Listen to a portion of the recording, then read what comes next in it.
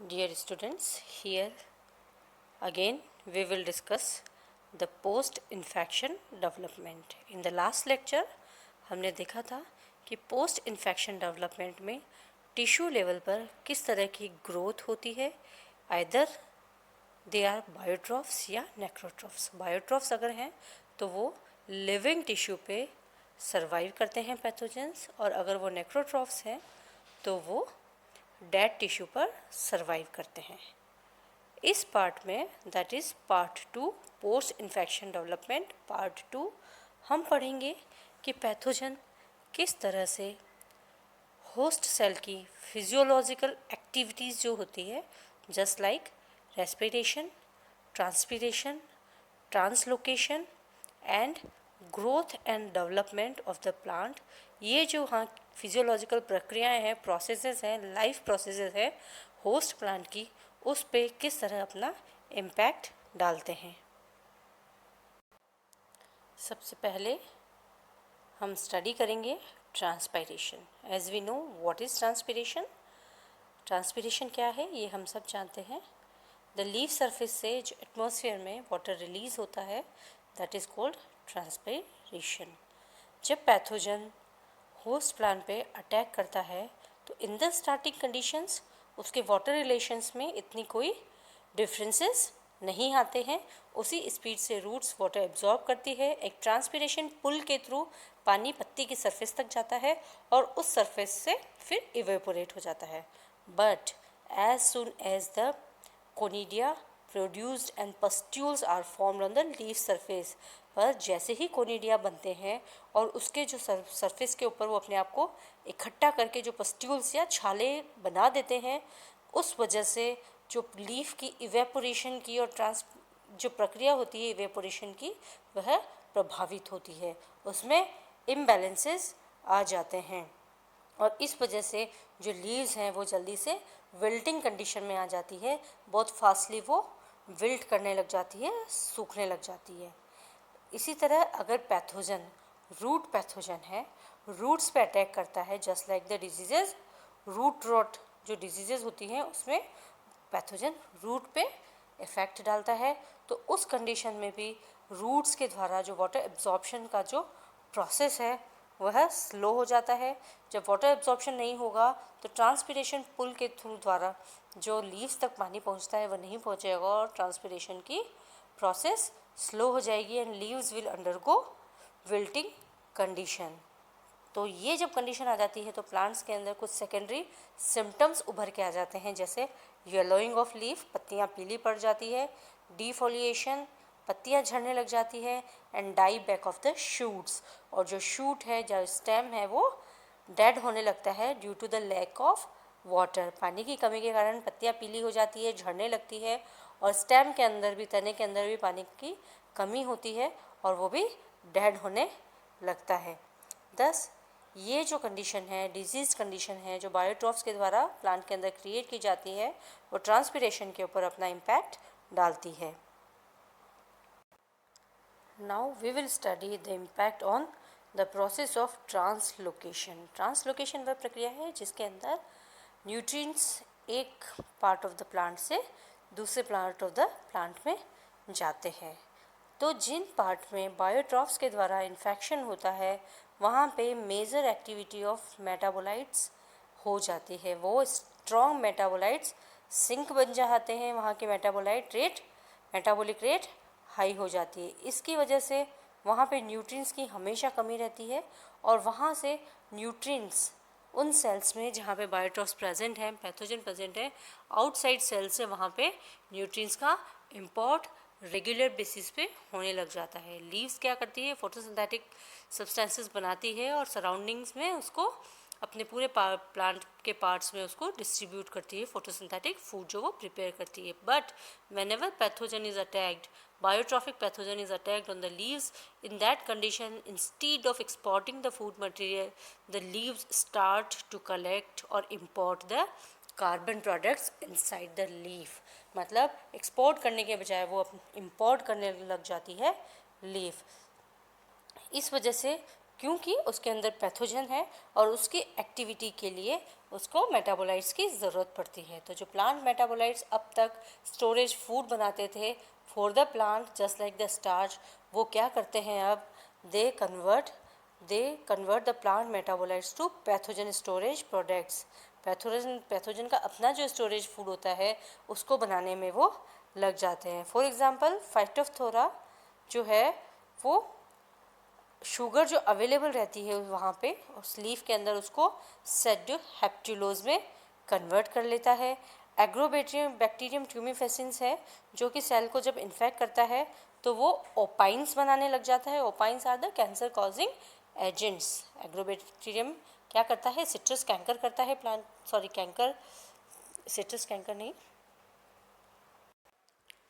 Agrobacterium जो कि crown gall disease करता है, not citrus canker, it is crown gall disease.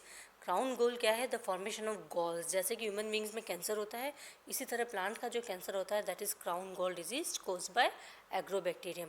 तो उस कंडीशन में जो केमिकल सिंथेसिस होता है वो होता है ओपाइन। तो जो प्लांट मेटाबोलाइट्स हैं वो एग्रोबैक्टीरियम के इन्फेक्शन के बाद ओपाइन का सिंथेसिस करने लग जाते हैं। और इसी तरह एक पैथोजन है फल्विया फल्वा दैट शुगर को मैनिटोल के रूप में वो अपने आप में स्टोर कर लेता है।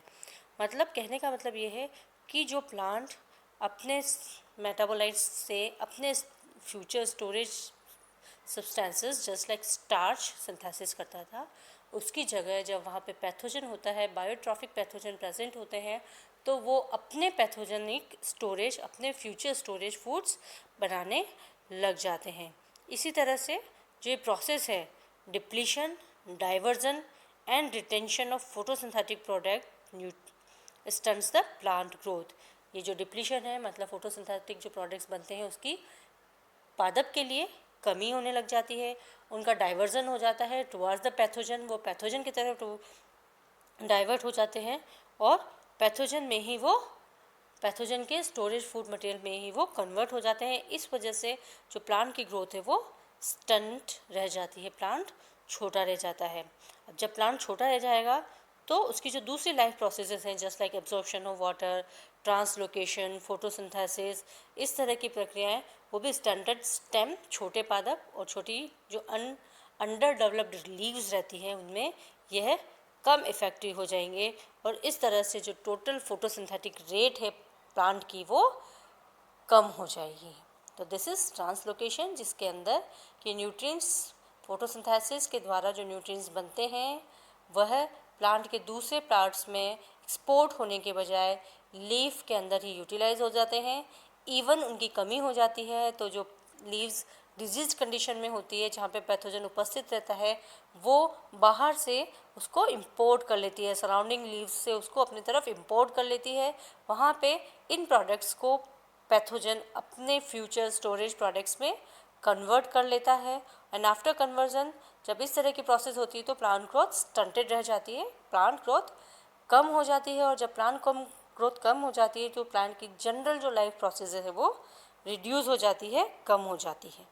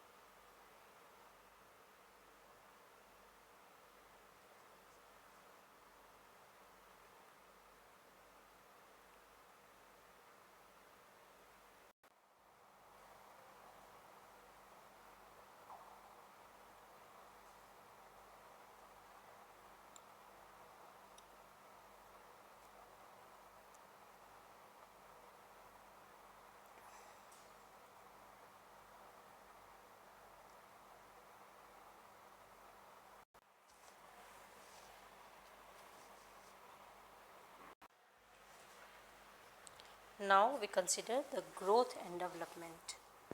Because pathogens affect the patterns in the plant, normal growth and development are affected. Pathogens plants की normal growth और development को प्रभावित करते हैं। इसके साथ ही they also damage the plant tissue and nutrients, वहाँ के न्यूट्रिएंट्स को वो अपने लिए यूटिलाइज करते हैं और प्लांट के टिश्यूज़ को डैमेज करते हैं। बहुत सारे पैथोजेंस ऐसे होते हैं जो कि प्लांट्स में हार्मोनल इम्बैलेंसेस भी कर देते हैं।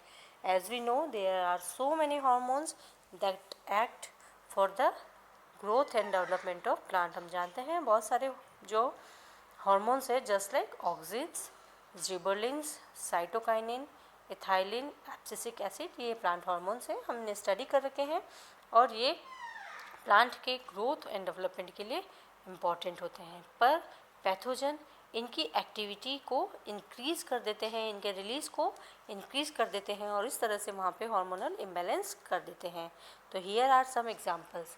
सबसे पहले हम एग्जांपल लेंगे जिबरलिक एसिड का। ये फर्स्ट प्लांट हार्मोन है और हमको पता है कि ये कहाँ डिस्कवर हुआ था। ये सबसे पहले डिस्कवर हुआ था बकाने डिजीज़ और foolish seedling disease of the rice में।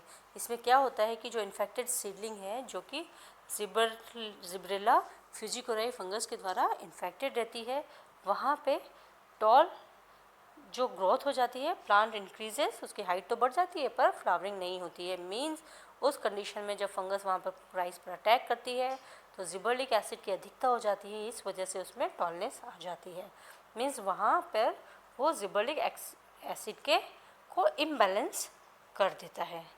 सिमिलरली कई प्लांट्स में इपिनेस्टी इज ए प्रोसेस, उसमें कि पेटल्स जो है वो डाउन हो जाती है, डाउन टर्निंग हो जाती है। It's a general process and it is due to the presence of ethylene hormone in normal condition. परंतु कई डिजीज़ में ये एक सिम्टम के रूप में कार्य करता है जहाँ पे इपिनेस्टी की प्रोसेस हो जाती है। ये एक बैक्टीरियल इन्फेक्शन में जहाँ जो कि बैक्टीरियल विल्ट करता है, वहाँ पे वो पत्तियाँ और पेटल्स नीचे झुक जाती है just due to the excess of ethylene hormone. Similarly rust pustules के चारों तरफ ग्रीन आइलैंड्स बन जाते हैं और ये ग्रीन आइलैंड्स क्यों बनते हैं? क्योंकि वहाँ पे साइटोकाइनिन लेवल्स इंक्रीज़ हो जाता है। हार्मोनल डिस्टर्बेंसेस जो हैं वो they are also involve in the appearance of some diseases like witches broom and broom sticking symptoms, जो कि फाइटोप्लाज्मा करते हैं। फाइटोप्लाज्मा के द्वारा जो विचेस ब्रूम और ब्रूम स्टिकिंग डिजीज़ सिम्टम्स आते हैं वो इनके द्वारा होते हैं। जो वेस्कुलर विल्ट इन्फेक्शंस होते हैं ये ऑक्सिन्स और इथाइलिन के बैलेंस को अपसेट कर देते हैं, ये इपिनेस्टी को प्रमोट करते हैं और एडवेंटिशियस रूट्स हैं वो स्टेम के लोअर पार्ट में डेवलप हो जाती हैं। जब हम बात करते हैं गॉल्स एंड क्लब रूट्स, चाहे वो बैक्टीरिया के द्वारा बनाए गए हों या निमेटोड्स के द्वारा बनाए गए हों, वहाँ पे हाइपरट्रॉफी और हाइपरप्लेजिया की एक्टिविटीज़ हो जाती है। What is hypertrophy? Hypertrophy is the excessive cell growth, बहुत सारी सेल है वो अपने साइजेस बढ़ा लेती है, और hyperplasia is excessive cell division, cell grow होती है अगेन डिवाइड होती है एंड ग्रो होती है अगेन डिवाइड होती है, तो there is a mass of cell that is undifferentiated mass of cell वहाँ पे बन जाता है। तो this is the way in which pathogen once enter into the cell, it put its impact on the growth and development and also on the hormonal imbalance of the plant.